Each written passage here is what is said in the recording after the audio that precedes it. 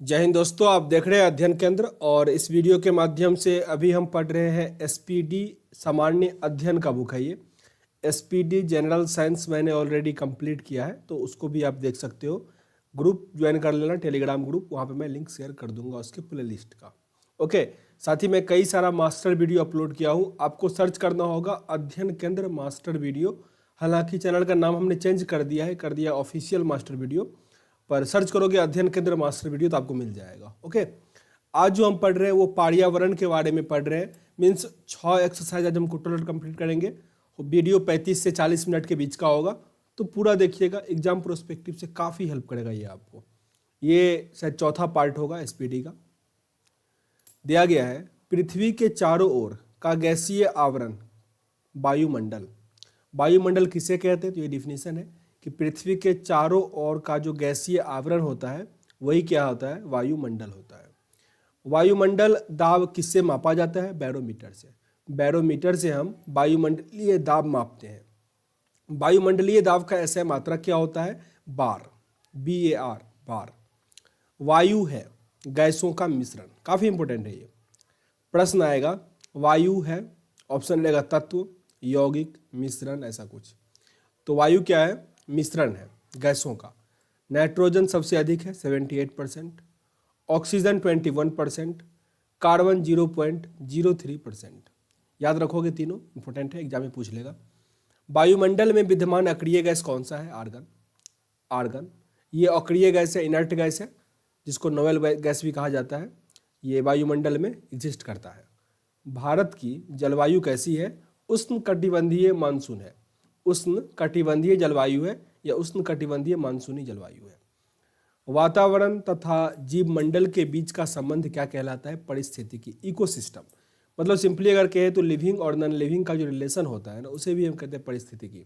तो वातावरण और जीव मंडल, या फिर वातावरण जो होता है ना वो नॉन लिविंग हो जाता है आपका, और जीव मंडल लिविंग हो जाता है। तो इसके बीच का जो रिलेशन होता है ना वो होता है पारिस्थितिकी, इकोसिस्टम। वायुमंडल की सबसे निचली परत जो होती है वो होता है क्षोभ मंडल। क्षोभ मंडल। वायुमंडल का सबसे ऊपरी परत कौन सा होता है? बहिर्मंडल, एक्सोस्फीयर जिसको कहा जाता है।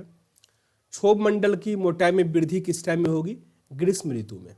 ग्रीष्म ऋतु में क्षोभ मंडल में प्रति 165 मीटर तथा 1 किलोमीटर की ऊंचाई जाने पर 1 डिग्री सेल्सियस तथा 1 डिग्री सेल्सियस से तथा 6 डिग्री सेल्सियस तापमान घटता है। ओके, 165 मीटर पर 1 डिग्री और 1 किलोमीटर पर 6.4 डिग्री सेल्सियस का तापमान बढ़ता है या घटता है। ओके, जितना का डिफरेंस आता है।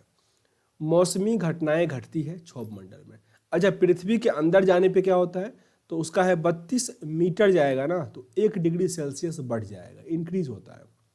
मौसमी घटनाएं घटती है क्षोभ मंडल में, काफी इंपॉर्टेंट है। उल्का से संबंधित घटनाएं मध्य मंडल में होता है। मध्य मंडल में उल्का से संबंधित घटना होता है। वायुयान उड़ता है समताप मंडल में, काफी इंपॉर्टेंट है। देखो सारे इंपॉर्टेंट है, पर जिसको मैं कहता हूँ ना इंपॉर्टेंट, मतलब वो बहुत बार पूछा गया प्रश्न तो मुंह से निकल जाता है, ठीक ना, क्योंकि सारे इंपॉर्टेंट है। मैं काफी अच्छा कलेक्शन देख रहा हूँ, इस बुक में दिया गया है, तो ध्यान से देखिएगा। वायुयान उड़ता है समताप मंडल में। रेडियो तथा संचार संबंधित है आयन मंडल से। आयन मंडल से। ग्रीन हाउस गैस कौन कौन सा है? Carbon dioxide, CFC, CH4, NO2। वायु में जल की उपस्थिति कहलाती है आर्द्रता, ह्यूमिडिटी। वायुमंडल की आर्द्रता किससे मापा जाता है? हाइग्रोमीटर से। हाइग्रोमीटर से। भूमंडल के कितने भाग पर जल है? 71% या 2/3। वायुमंडल में जल वाष्प की मात्रा है 0 से 4%, वाटर वेपर जिसे कहते हैं।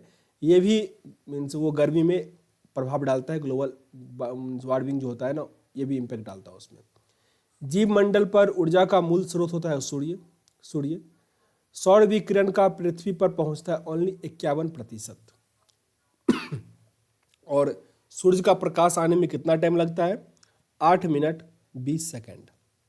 संवहन यानी कंडक्शन, वर्षा होता है विषुवतीय क्षेत्र में। सॉरी, ये संवहनीय है, अलग है। ये होता है विषुवतीय क्षेत्र में। अधिकतम वर्षा कहाँ होता है? विषुवतीय क्षेत्र में। अधिकतम वर्षा विषुवतीय क्षेत्र में होता है। वहाँ का जो पेड़ पौधा होगा ना, उसका पत्ता क्या होता है? चौड़ा चौड़ा होता है। पछुआ हवा का कारण होता है चक्रवाती वर्षा। पछुआ हवा से क्या होता है? चक्रवाती वर्षा होता है।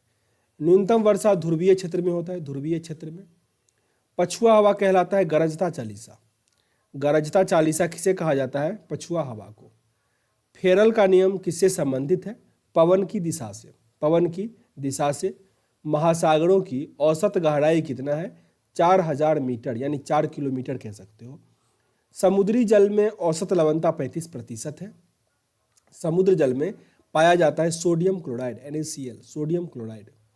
सर्वाधिक लवणता वान झील यानी तुर्की में है, 331% देखने को मिलता है। डेड सी सबसे अधिक है, हालांकि ऑप्शन तो वान झील रहेगा या डेड सी रहेगा, मृत सागर, तो जो आएगा उस पर टिक कर लेना। जल राशि का स्वच्छ जलभाग कितना है? 2.5%। टोटल जो जल है उसमें फ्रेश वाटर कितना है?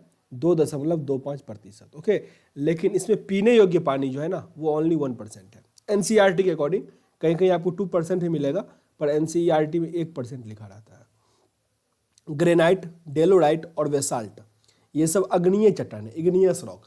एक प्रश्न आ जाएगा कि इसमें से किस चट्टान में जीवाश्म नहीं होता है? तो अग्नीय चट्टान में जीवाश्म नहीं होता, फोसिल फ्यूल इग्नियस रॉक में नहीं होता है। ओके, अग्नीय चट्टान का उदाहरण कैसा है? Granite, डेलोराइट, basalt. सैल, चूना पत्थर, कांग्लोमेरेट और कोयला है, ये अवसादी चट्टान है। अवसादी को सेडिमेंट्री कहा जाता है।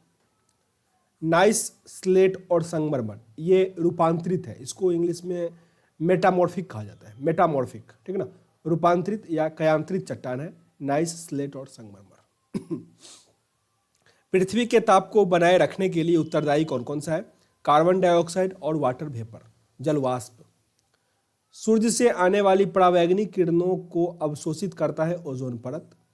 ओजोन गैस, इसका जो फॉर्मूला होता है वो O3 होता है, O3। ओजोन परत मापने की इकाई डॉब्सन है, बहुत याद रखना इसको, मीन्स भूलना ही नहीं, बहुत इंपॉर्टेंट है। डॉब्सन। ओजोन परत को नष्ट करने वाली गैस है CFC, क्लोरोफ्लोरोकार्बन। भारत में सर्वाधिक वर्षा होता है दक्षिण पश्चिम मानसून से। भारत में सबसे अधिक वर्षा किससे होता है? दक्षिण पश्चिम मानसून से। मानसून सबसे पहले कहाँ आता है? केरल में। केरल 1 से लेकर 5 जून के बीच आ जाता है, प्रथम सप्ताह जून में। जाड़े के दिनों में वर्षा होती है तमिलनाडु के तटों पर। जब मानसून लौटता है तो तमिलनाडु के तट पर जाड़ों के टाइम में भी, ठंडी के टाइम में भी बारिश होता है। अब आगे प्रश्न है हमारा पुरस्कार और सम्मान। देखो, सेशन अच्छा लग रहा हो तो लाइक और शेयर कर देना मेरे भाई। आपका लाइक और शेयर जो होता है यानी व्यू जो हम देखते हैं ना अच्छा अधिक आता है, तो वो काफ़ी एनर्जी आ जाता है। देख रहे हो ना, कल मैंने एक वीडियो बनाई, आप लोग का अच्छा सपोर्ट मिला, मैं आज ही 3 वीडियो डाल दिया हूँ, ठीक है ना। तो आप लोग अगर सपोर्ट करोगे ना तो मैं इसको मतलब बहुत जल्दी कंप्लीट कर दूंगा, बस मेरे बात का यकीन करो, ठीक है ना। बस आप लोग शेयर करते रहो। यहाँ पे पुरस्कार और सम्मान दिया गया है, ठीक ना। भारत का सर्वोच्च सम्मान है भारत रत्न। कब स्टार्ट हुआ? 1954 में। पहली बार 3 लोगों को दिया गया, पर आपको नाम याद रखना है सर्वपल्ली राधाकृष्णन का। प्रश्न में उसी को टिक करना है। भारत रत्न यानी राष्ट्रीय पुरस्कारों का प्रारंभ कब से हुआ? 1954 में। 1954। भारत रत्न से सम्मानित प्रथम व्यक्ति कौन थे? सर्वपल्ली राधाकृष्णन। सर्वपल्ली राधाकृष्णन। भारत रत्न से सम्मानित प्रथम भारतीय महिला इंदिरा गांधी। इंदिरा गांधी 1971 में मिला इनको। मर्दों उपरांत भारत रत्न से सम्मानित प्रथम व्यक्ति लाल बहादुर शास्त्री, 1966 में मिला। डॉक्टर भीमराव अंबेडकर को मर्दों उपरांत भारत रत्न दिया गया 1990 में। 1990 में भारत रत्न प्राप्त करता प्रथम विदेशी कौन है? खान अब्दुल गफ्फार खान, पाकिस्तान के, 1987 में मिला इनको। मदर टेरेसा को भारत रत्न मिला 1980 में। बुकर पुरस्कार शुरुआत हुआ 1969, जिस वर्ष इसरो का स्थापना हुआ। ये प्रथम भारतीय अरुंधति राय, इनको मिला था the God of small thing के लिए 1997 में। बुकर पुरस्कार किससे संबंधित है? साहित्य लेखन से। साहित्य लेखन से। रेमन मैग्सेसे पुरस्कार दिया जाता है फिलीपींस से, उनका प्रेसिडेंट था रेमन मैग्सेसे, उनके नाम पर 1958 से। पत्रकारिता के लिए मिलता है, इस बार इसको मिला हुआ था। जो रवीश कुमार है NDTV के संवाददाता, उनको मिला। एशिया का नोबेल पुरस्कार कहलाता है रेमन मैग्सेसे। रेमन मैग्सेसे पुरस्कार से सम्मानित प्रथम व्यक्ति आचार्य विनोबा भावे, 1958 में। आचार्य विनोबा भावे। रेमन मैग्सेसे पुरस्कार पाने वाले पहली भारतीय महिला किरण बेदी, ये प्रथम IPS महिला इंडिया की है, 1994 में मिला। भारत का सर्वोच्च वैज्ञानिक पुरस्कार भटनागर पुरस्कार, भटनागर। रोमन बोरलॉग थे अमेरिका के। रोमन बोरलॉग कहाँ के थे? अमेरिका के थे। बोरलॉग पुरस्कार की शुरुआत हुई 1973 से। 1973 बोरलॉग पुरस्कार प्रदान करता है फर्टिलाइजर कंपनी कोरोमंडल इंटरनेशनल के द्वारा। बोरलॉग पुरस्कार कृषि क्षेत्र से सम्मानित प्रथम भारतीय महिला डॉक्टर अमृता पटेल। डॉक्टर अमृता पटेल। संगीत के क्षेत्र में सर्वोत्तम पुरस्कार कौन सा है? ग्रैमी अवार्ड है। ग्रैमी पुरस्कार पाने वाले प्रथम भारतीय कौन थे? पंडित रविशंकर। पंडित रविशंकर। ज्ञानपीठ पुरस्कार की स्थापना की थी किसने? शांति प्रसाद जैन ने। शांति प्रकाश जैन। ज्ञानपीठ पुरस्कार से सम्मानित प्रथम व्यक्ति जी शंकर कुरूप। जी शंकर कुरूप। भारत में ज्ञानपीठ पुरस्कार पाने वाली प्रथम महिला आशापूर्णा देवी। आशापूर्णा देवी 1976 में मिला था इनको। हिंदी का पहला ज्ञानपीठ पुरस्कार सुमित्रा नंदन पंत को मिला था चिदंबरा हेतु के लिए 1968 में। यूनेस्को द्वारा कलिंग पुरस्कार संस्थापक बीजू पटनायक संस्थापक है कलिंग पुरस्कार का। ये साइंस के लिए दिया जाता है, ठीक ना। यूनेस्को द्वारा ये प्रदान किया जाता है 1952 ईस्वी से। मिस यूनिवर्स प्रतियोगिता का शुरुआत हुआ 1952 से और मिस वर्ल्ड हुआ 1951 से। मिस वर्ल्ड और मिस यूनिवर्स खिताब पाने वाली पहली भारतीय तो रीता फाड़िया 1966 में ये मिस वर्ल्ड बनी और सुष्मिता सेन 1994 में मिस यूनिवर्स बनी। तानसेन सम्मान प्रारंभ करने वाला राज्य कौन सा है? मध्य प्रदेश। 1980 में शुरू किया। पद्म श्री प्राप्त करने वाला प्रथम अभिनेत्री नरगिस दत्त 1958 में। व्यास सम्मान ये के बिरला फाउंडेशन की तरफ से जाता है। ये मिला डॉक्टर राम विलास शर्मा को पहली बार मिला। आगे दिया गया मानव शरीर। ये हालांकि साइंस से रिलेटेड प्रश्न हो जाएगा इसमें। साइंस का मैंने पहले ही कह दिया कि ये जो SPD साइंस है ना, वो मैंने पूरा बुक कंप्लीट कर दिया है। एक प्लेलिस्ट बना दिया है जिसमें आपको पूरा मिल जाएगा। मास्टर वीडियो मैंने अभी तक नहीं बनाया क्योंकि वो बहुत लंबा वीडियो बन जाता है। मतलब कितना का बना था? 24 घंटे का बना था और यूट्यूब पे 12 घंटे का ही अपलोड होता है। आप लाइव करके 24 घंटा डाल सकते हो, पर लाइव का मेरे पास वो फैसिलिटी नहीं है। मेरे पास नेट भी नहीं है और उतना फैसिलिटी नहीं है मेरे पास। हो जाएगा धीरे धीरे, आप लोगों का सपोर्ट चाहिए बस। तो अभी बस प्लेलिस्ट से आप लोग देख लो, काम चल जाएगा। मानव शरीर के बारे में प्रश्न देखते हैं। मानव खोपड़ी में हड्डियां होती है 8। खोपड़ी में कितना हड्डी होता है? 8। ऐसे याद करो कि खोपड़ी का हड्डी तोड़ देंगे तो 8 हड्डी टूटेगा उसका, ठीक है ना। ऐसे आपको याद करना है। मनुष्य का हृदय धड़कता है 72 बार 1 मिनट में। सामान्य मनुष्य का श्वसन दर 16 से 18 बार। इसे बच्चे काफी कंफ्यूज करते हैं। आप रैंडमली किसी से पूछो कि 1 मिनट में कितना बार सांस लेते हो, 72 बार बोल देगा। मेरे भाई वो हार्ट बीट है, ठीक है ना। क्योंकि मैं कई बार ट्राई किया हो ना, तो वो लोग 72 टिक कर देते हैं। नहीं, सांस लेते हैं 16 से 18 बार। कंफ्यूज हो ना तो काउंट कर लो, ठीक ना, लेकिन गलत नहीं टिक करो। मस्तिष्क का वजन कितना होता है? 1350 से लेकर 1400 ग्राम तक। 1350 से 1400 ग्राम तक। सबसे बड़ी हड्डी फीमर होती है, जांघ की। और सबसे छोटी हड्डी कौन सी होती है? एस्ट्रेमिस, कान की हड्डी होती है, मिडिल एयर की होती है ये। सबसे मजबूत हड्डी जबड़े की हड्डी होती है। शरीर का सबसे कठोर तत्व होता है एनामील, जो दांत के ऊपर होता है ना, पत्थर जैसा, एनामील। मनुष्य के सौंदर्य का अध्ययन कहलाता है कोलेलॉजी, केलोलॉजी। सामान्य मनुष्य का रक्तचाप होता है 120/80। 120/80 mm मीन्स मिमी में लिखा रहता है mm। शरीर में रक्त परिभ्रमण में लगा समय 23 सेकेंड। प्रश्न, शरीर में रक्त परिभ्रमण में लगा समय 23 सेकेंड। मतलब जो रक्त का संचरण होता है ना, वो हार्ट से पूरे शरीर की तरफ जाता है, वो होता है प्योर ब्लड। और फिर पूरे शरीर से जो हार्ट में आता है ना, किडनी में, वो होता है आपका गलत मीन्स गंदा खून, इम्प्योर ब्लड, ठीक ना। तो इसमें टाइम कितना लगता है? 23 सेकेंड। मानव शरीर में जल का मात्रा होता है 65 से 80%। 65 से 80%। आप लेकिन 80 पे याद रखना, ठीक ना। 65 कभी कभी आपको एग्जाम में देखने को मिलेगा। रक्त की मात्रा शरीर के भार का 7% होता है।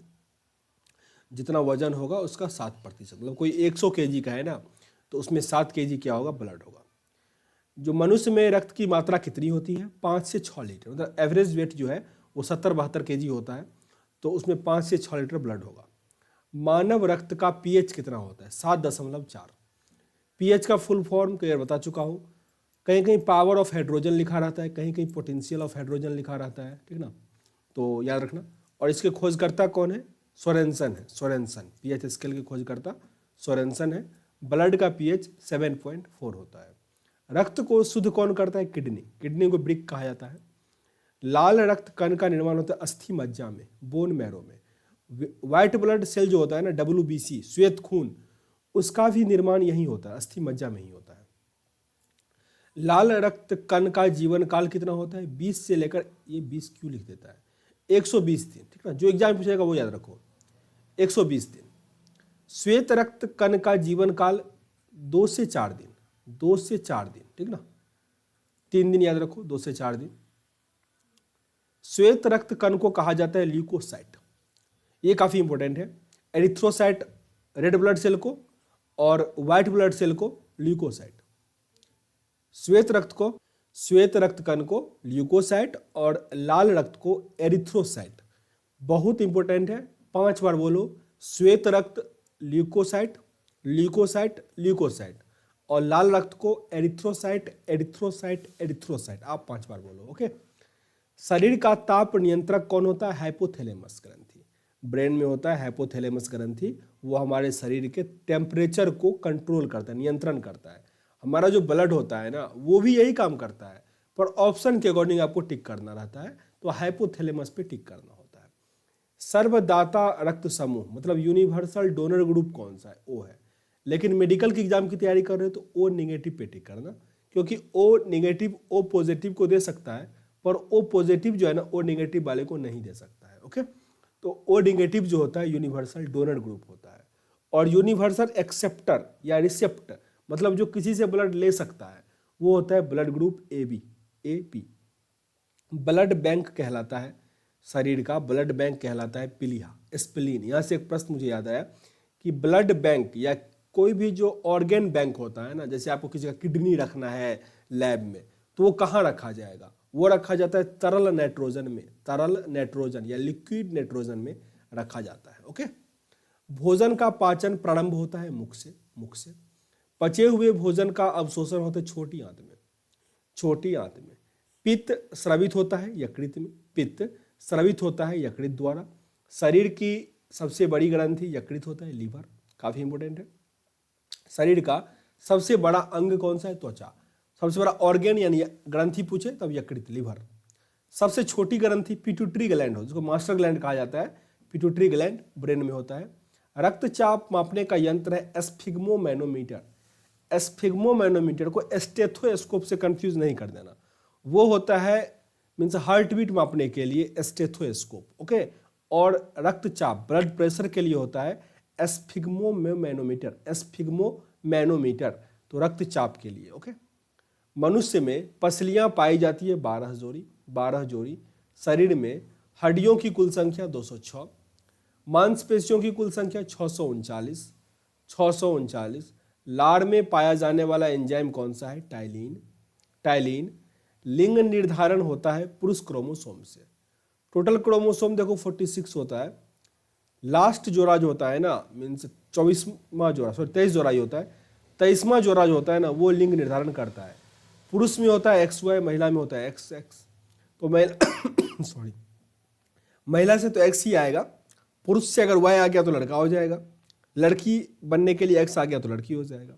तो पूरी तरह से पुरुष के क्रोमोसोम पर निर्भर होता है। मनुष्य का हृदय होता है 4 कोष्ठीय। साथ ही जो भी स्तनपायी है ना, स्तनपायी, वो 4 कोष्ठीय होगा। जैसे ब्लू व्हेल मछली भी 4 कोष्ठीय होगा, ओके। शरीर में गाय भैंस जो भी है ना 4 कोष्ठीय है, तो एग्जाम में टिक कर लेना। तो मैंने इसीलिए कहला कि स्तनपायी वाले याद रखो 4 कोष्ठीय। मनुष्य में गुणसूत्र की संख्या 46 होता है। शरीर की सबसे बड़ी कोशिका तंत्रिका तंत्र, नर्वस सिस्टम। RH फैक्टर के खोजकर्ता कौन है? लैंड स्टीनर और वीनर। शरीर में एमिनो एसिड की संख्या 21 होती है। शरीर में प्रतिदिन मूत्र बनता है 1.5 लीटर। मूत्र दुर्गंध करता है, यूरिया नहीं, अमोनिया के कारण, ठीक ना, अमोनिया। मन में प्रश्न आया होगा कि सर मेरे शरीर से तो यूरिया निकलता है। मेरे भाई, यूरिया निकलता है पर वो गंध नहीं करता। यूरिया जब हवा के संपर्क में आता है ना, रिएक्शन करता, तब वो अमोनिया बनाता है और वो गंध करता है। अमोनिया गंध करता, यूरिया नहीं करता। तो मूत्र दुर्गंध देता है अमोनिया के कारण, नोट यूरिया के कारण। यूरिया का फॉर्मूला याद रख लो, NH2CONH2। मानव मूत्र का pH कितना होता है? 6 होता है, 6। विटामिन ए संचित रहता है यकृत में, शरीर का तापमान, मनुष्य के शरीर का तापमान 98.6 फ़ारेनहाइट या 37 डिग्री सेल्सियस या 310 केल्विन। टिबिया नामक हड्डी पैर में पाई जाती है। शरीर में ऊतक का निर्माण प्रोटीन से होता है। प्रोटीन को बॉडी बिल्डिंग फूड कहा जाता है, तो ऊतक का निर्माण होगा। मस्तिष्क का सबसे बड़ा भाग सेरेबेडम होता है। सेरेबेडम मीन्स आगे वाला पट, अग्र मस्तिष्क को कहा जाता है। पड़ा मस्तिष्क, अच्छा पड़ा मतलब ये आगे ही होता है, ठीक ना।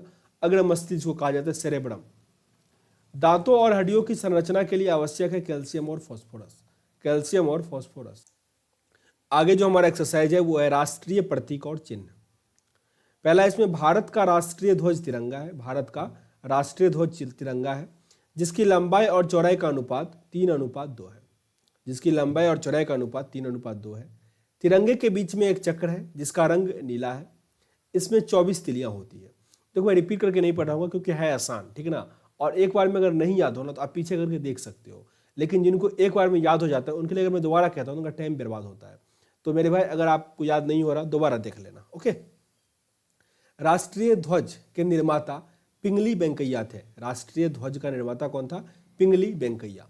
ध्वज का प्रारूप संविधान निर्मात्री सभा द्वारा 22 जुलाई 1947 को अपनाया गया। 22 जुलाई को हम लोग ध्वज दिवस या झंडा दिवस भी मनाते हैं। आम लोगों को इसके सम्मान में फहराने की अनुमति 26 जनवरी 2002 को प्रदान की गई। मतलब 2002 से पहले जो था वो लोग वैसे नहीं फहरा सकते थे, आप बस 26 जनवरी को फहरा सकते थे, वो भी ऑफिशियल पे, अपने घर पे नहीं। लेकिन 2000 में एक झंडा मीन्स वो आया, मीन्स वो नियम आया, झंडा नियम कहा जाता है इसको, जिसके अकॉर्डिंग आप अपने घर पे भी झंडा फहरा सकते हैं। भारत में झंडा गीत विजय विश्व तिरंगा प्यारा की रचना श्री श्यामलाल गुप्त पार्षद ने किया था। शक संवत पर आधारित भारत के राष्ट्रीय कैलेंडर को 22 मार्च 1957 में अपनाया गया था, जो शक संवत है, ठीक ना। और विक्रम संवत नेपाल में चलता है। हम लोग जो यूज करते हैं जनवरी फरवरी, वो होता है ग्रिगोरियन कैलेंडर। राष्ट्रीय कैलेंडर का प्रथम महीना चैत होता है और अंतिम क्या होता है? फागुन होता है। कई बार पूछा गया प्रश्न है। अगर मैं बात करूँ बिहार एसआई का, इस बार जो एग्जाम हुआ था उसमें भी पूछा गया प्रश्न था कि प्रथम महीना कौन सा होता है? चैत। तो याद रखिएगा आप लोग। भारत का राष्ट्रीय चिन्ह अशोक चक्र, जो सारनाथ स्थित स्तंभ से लिया गया है। भारत सरकार ने राष्ट्रीय चिन्ह को 26 जनवरी 1950 को अपनाया। 26 जनवरी 1950 को राष्ट्रीय चिन्ह को अपनाया। राष्ट्रीय चिन्ह में देवनागरी लिपि में लिखा गया है सत्यमेव जयते, जो कहाँ से लिखा गया है? मुंडको उपनिषद से। मुंडको उपनिषद। राष्ट्रीय चिन्ह का मूल स्तंभ में 4 सिंह बना हुआ है। वो आपको एक बार में 3 ही दिखाई देगा, ठीक है ना। 3 दिखाई देता है, एक हेड रहता है। रविंद्रनाथ टैगोर रचित जनगण मन को 24 जनवरी 1950 में राष्ट्रीय गान के रूप में स्वीकार किया गया। काफी इंपोर्टेंट है। संविधान सभा ने जनगण मन को राष्ट्रीय गान कब माना? 24 जनवरी 1950 को। संविधान सभा का यह अंतिम मीटिंग था 24 जनवरी को, फिर 26 जनवरी को तो वही हो गया। रविन्द्रनाथ टैगोर ने बंगाल का भी राष्ट्रीय गान लिखा था, अमार सोनार बांग्ला, याद रख लीजिएगा। राष्ट्रीय गान को सर्वप्रथम 27 दिसंबर 1911 में कांग्रेस के कलकत्ता अधिवेशन में गाया गया था, जिसकी अध्यक्षता पंडित विश्वनारायण दत्त कर रहे थे। राष्ट्रगान को रविन्द्रनाथ टैगोर ने सर्वप्रथम जनवरी 1912 में तत्वबोधिनी पत्रिका में भारत भाग्य विधाता शीर्षक से प्रकाशित किया था। 1919 में मॉर्निंग सॉन्ग ऑफ इंडिया के नाम से अंग्रेजी में इसका अनुवाद किया गया। राष्ट्रीय गान को गाने में 52 सेकंड लगता है। बंगला साहित्यकार बंकिम चंद्र चटर्जी ने वंदे मातरम लिखा। इसको संविधान में 24 जनवरी 1950 को राष्ट्रीय गीत के रूप में स्वीकारा गया। याद रखिएगा, राष्ट्रीय गीत और राष्ट्रीय गान दोनों को 24 जनवरी 1950 को ही संविधान सभा ने स्वीकार किया। राष्ट्रीय गीत का प्रथम प्रकाशन 1882 में बंकिम चंद्र चटर्जी के उपन्यास आनंद मठ में हुआ था। राष्ट्रीय गीत को सर्वप्रथम 1896 ईस्वी में कांग्रेस के कोलकाता अधिवेशन, जिसकी अध्यक्षता रहीमतुल्ला सयानी कर रहे थे, उसमें गाया गया था। 1896 के कांग्रेस अधिवेशन में कोलकाता में हुआ था। राष्ट्रीय गीत के प्रथम गायक पंडित ओकारानाथ ठाकुर थे, जिनकी धुन जादूनाथ भट्टाचार्य ने बनाई थी। राष्ट्रीय गीत का अंग्रेजी अनुवाद श्री अरविंद घोष तथा उर्दू अनुवाद आर्या मोहम्मद खान ने किया था। राष्ट्रीय गीत को गाने में 65 सेकंड लगता है और राष्ट्रीय गान को 52 सेकंड। संसद के अधिवेशन का प्रारंभ जनगण मन से तथा समापन वंदे मातरम से होता है। ये काफी इंपोर्टेंट प्रश्न है। संसद के अधिवेशन का प्रारंभ जो होता है वो जनगण मन से और समापन वंदे मातरम से होता है। राष्ट्रीय पुष्प कमल है, जिसका जो बोटनिकल नेम है वो नेलेम्बो न्यूफोरा गार्टेन है, ठीक ना। नेलेम्बो न्यूफेरा आप याद रखो, नेलेम्बो न्यूफेरा। पक्षी मोर है हमारा राष्ट्रीय, उसका है पावोक स्टेटस। राष्ट्रीय पशु बाघ पेंथेरा टिग्रिस। ये लिनायस लगा है ना, इसका मतलब है कि जो लिनियस है ना उसने इसका नाम रखा था। आम राष्ट्रीय फल है, इसका होता है मैग्नीफेरा इंडिका, मैग्नीफेरा इंडिका। बरगद का होता है फाइकस बेथालेसिस, राष्ट्रीय वृक्ष है ये। और भारत का राष्ट्रीय जलीय जीव है डॉल्फिन, डॉल्फिन। आगे हमारा लेसन दिया गया है बजट तथा वैट, वैल्यू एडेड टैक्स। पढ़ते हैं इसको। देखो 6 लेसन पूरा कंप्लीट करेंगे।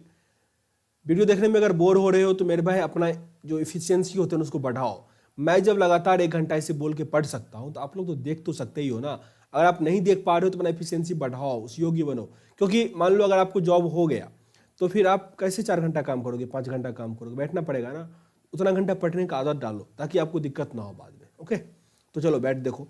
बजट शब्द फ्रेंच शब्द बजट से बना हुआ है, जिसका अर्थ होता है चमड़े का थैला। सबसे पहले 1803 में बजट शब्द का प्रयोग फ्रांस में आय व्यय के रूप में प्रारंभ किया गया। बजट का प्रारंभ इंग्लैंड में माना जाता है, बजट का प्रारंभ इंग्लैंड में माना जाता है। भारत में बजट पद्धति के संस्थापक एवं जन्मदाता जेम्स बिलियन को कहा जाता है। बजट लोकसभा में पेश की जाती है। बजट कहाँ पेश होता है? लोकसभा में। काफी इंपॉर्टेंट प्रश्न है। बजट कहाँ पेश होता है? लोकसभा में होता है।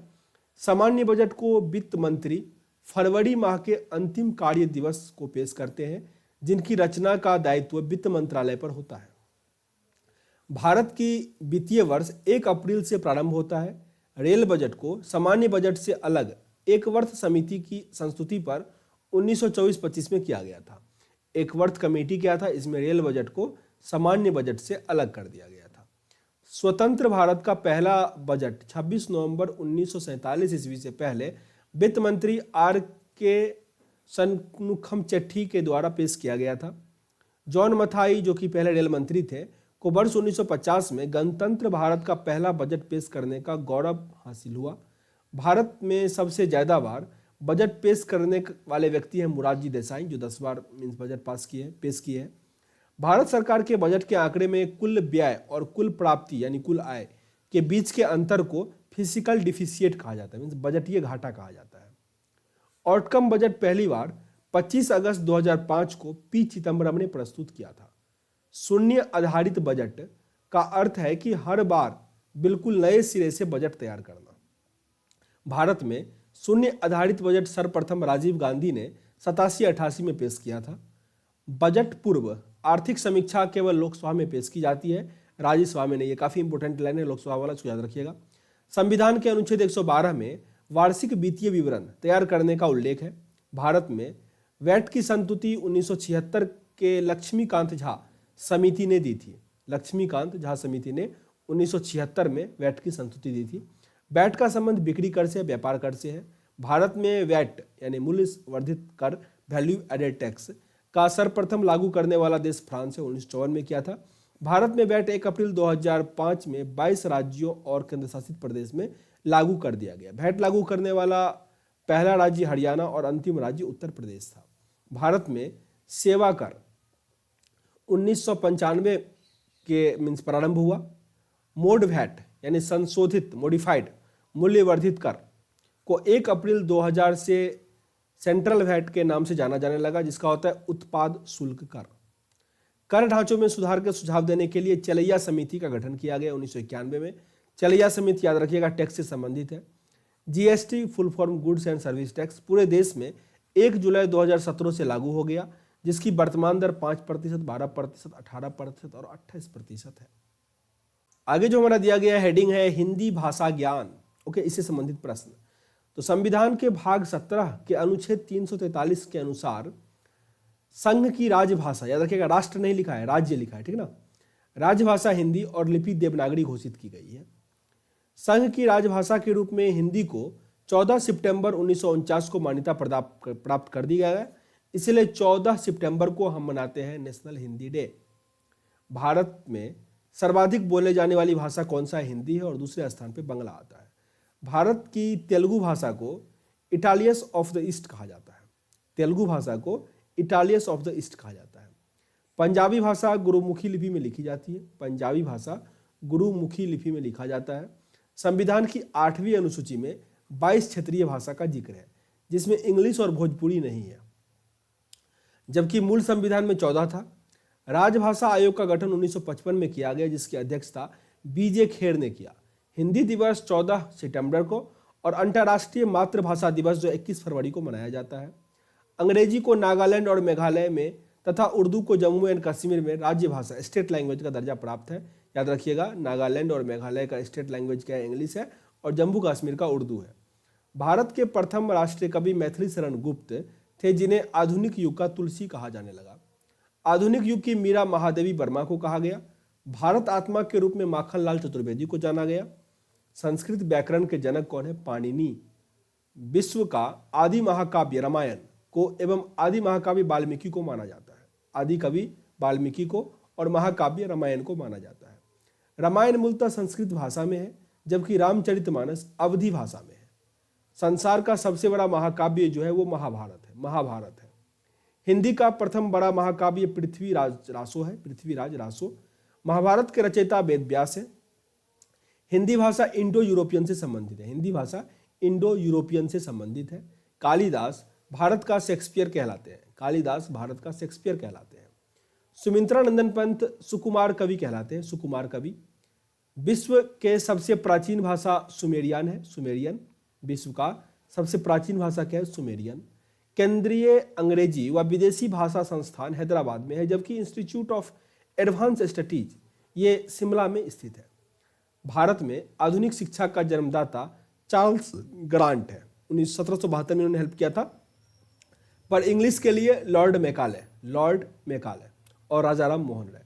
भारत का आइंस्टीन नागार्जुन को तथा कलम का सिपाही मुंशी प्रेमचंद्र को कहा जाता है। हिंदी में आशुलिपि के जन्मदाता राधे लाल द्विवेदी हैं। प्रथम हिंदू विधि निर्माता मनु थे। देश का प्रथम विश्वविद्यालय नालंदा विश्वविद्यालय, जिसकी स्थापना गुप्त शासक कुमार गुप्त प्रथम ने 450 ईस्वी में किया था। विक्रमशिला विश्वविद्यालय की स्थापना पाल शासक धर्मपाल ने 9वीं शताब्दी में किया था। प्रथम हिंदी सम्मेलन भारत में 1975 ईस्वी में नागपुर में संपन्न हुआ। विश्व के वेटिकन सिटी में विश्व के सभी भाषाएं मान्य है। विश्व का जितना भी भाषा है ना, वो सबसे छोटी कंट्री वेटिकन सिटी में मान्य है। तो ये आपका 6 लेसन मैंने आज ही कंप्लीट कर दिया। देखो, सेशन अच्छा लग रहा है ना, तो लाइक और शेयर जरूर करो। आपका लाइक शेयर सपोर्ट ही हमको इनकरेज करता है अधिक वीडियो बनाने का, तो शेयर जरूर करें। पसंद नहीं आ रहा तो कोई बात नहीं, डिसलाइक करो, पर कारण जरूर बताओ ताकि वीडियो को इंप्रूव कर पाए। मिलते हैं नेक्स्ट वीडियो में, तब तक के लिए जय हिंद।